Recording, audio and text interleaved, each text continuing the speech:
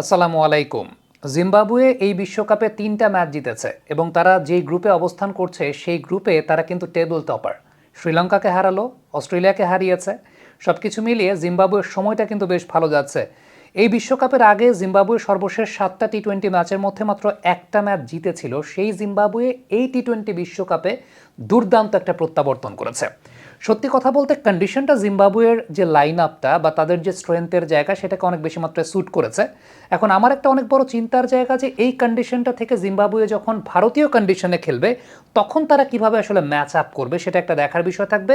সত্যি কথা বলতে এই কন্ডিশনটা জিম্বাবুয়েকে অনেক বেশি মাত্রায় স্যুট করে গেছে এবং কন্ডিশনটাকে তারা বেশ ভালো মতো ব্যবহার করতে পেরেছে।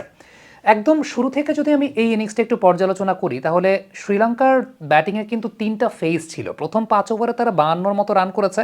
খেলাটা আসলে ঘুরেছে পরবর্তী ১২ ওভারের সময়টায়। উইকেট যখন একটু স্লাগিশ হওয়া শুরু করেছে পরবর্তী ১২ ওভারে কিন্তু জিম্বাবুয়ে ৪টা উইকেট অর্জন করেছে। তারা রান কনসিড করছে মাত্র ৮২, কিন্তু শেষের ৩ ওভারে তারা আবার ৫০-এর কাছাকাছি মনে হয় ৪২ রানের মতো তারা কনসিড করেছে। তবে এই মাঝের যে ১২টা ওভার ছিল এই ১২টা ওভারে সত্যি কথা বলতে জিম্বাবুয়ের স্পিনাররা কন্ডিশনটাকে বেশ ভালো মতো ব্যবহার করেছে। তারা এর আগে অস্ট্রেলিয়ার এগেনস্টে এইভাবেই বোলিং করেছিল। সত্যি কথা বলতে যে বিষয়টা উল্লেখযোগ্য সেটা হচ্ছে যে বল ঝুলিয়েছে। আপনি যদি রায়ান বার্ল যে বলটাতে আউট করেছিলেন সেই বলটা লক্ষ্য করে দেখেন কুশল মেন্ডিসকে, বল ঝুলিয়েছেন রায়ান বার্ল এবং একটু দূরে বল পিচ করেছেন, সেখান থেকে একটা শার্প টার্ন আদায় করেছেন, কুশল মেন্ডিসকে ক্রিজ থেকে বেরিয়ে আসতে বাধ্য করেছেন এবং এই কন্ডিশনে বল একটু দূরে রাখলে সেই জায়গাটা বল টার্ন করবে এবং একটু ঝুলিয়ে বোলিং করাটা ডেফিনেটলি ইন্ডিয়ান কন্ডিশনে এরকম ঝুরিয়ে বোলিং করলে বল মাঠে থাকবে না। কিন্তু শ্রীলঙ্কান এই কন্ডিশনটা যেহেতু একটু স্লাগিশ, এই স্লাগিশ কন্ডিশনটাকে জিম্বাবুয়ের স্পিনাররা বেশ ভালো ব্যবহার করেছেন। আপনি যদি চিন্তা করে দেখেন যে গ্রেম ক্রিমারও কিন্তু বল ঝুলিয়েছেন, বল ফ্লাইট দিয়েছেন, একটু দূরে বল পিচ করেছেন, সেই জায়গাটাতে উইকেটগুলো আদায় তিনি করেছেন। চমৎকার বোলিং করেছেন গ্রেম ক্রিমার এবং এই কন্ডিশনটা তার জন্য সবচেয়ে উপযোগী একটা জায়গা ছিল। সিকান্দার রাজা তার বোলিংয়ের জায়গাটা থেকেও চিন্তা করে তিনি বেশ ভালো, তিনি নর্মালি বল স্কিট করান, বাট আজকে দেখা গেছে অনেক বেশি মাত্রায় বল তিনি ঝুলিয়েছেন। ইভেন এই টুর্নামেন্টে জিম্বাবুয়ের স্পিনারদেরকে বল ঝোলাতেই দেখা গেছে।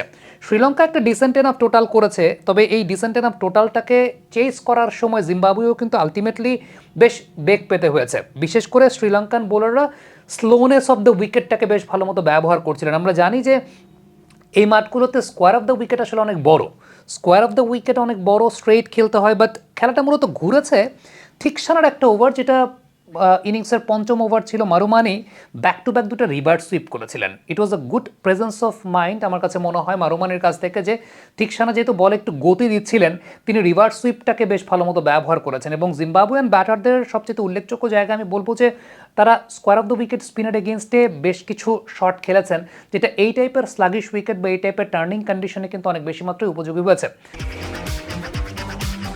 বাবা, এত এনার্জি কই পাও? এই পাওয়ার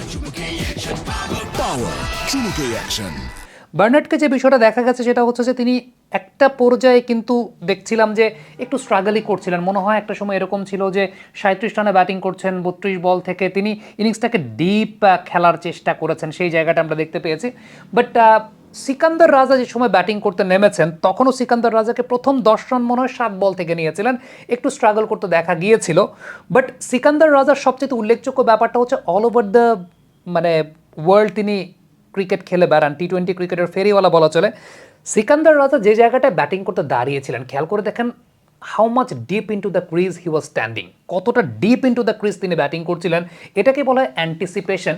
এই অ্যান্টিসিপেশনের জায়গাটা থেকে আলটিমেটলি তিনি বলকে শেষ পর্যন্ত পরখ করতে পারছিলেন। অনেক সময় দেখা যাচ্ছিল যে বলগুলো হয়তো বা একটু বেশি ফুলার লেন্থে বা ইয়র্কার লেন্থে পিচ করতো, যেহেতু সিকান্দার রাজা একটু বেশি দূরে দাঁড়িয়েছিলেন, একটু ডিপ ইন্টু দ্য ক্রিজ দাঁড়িয়েছিলেন, সেগুলোকে স্ট্রেট দুটো ছক্কা মেরেছেন। আমরা জানি, একটু আগেই বলছিলাম যে এই মাঠগুলোতে যেটা হয় যে স্কোয়ার অফ দ্য উইকেট কিন্তু বাউন্ডারির অনেক বড়, সো আপনি স্লটের বল যদি square of the wicket mid উইকেটে ঘোরান সেখানে ধরা পড়ার চান্স আছে।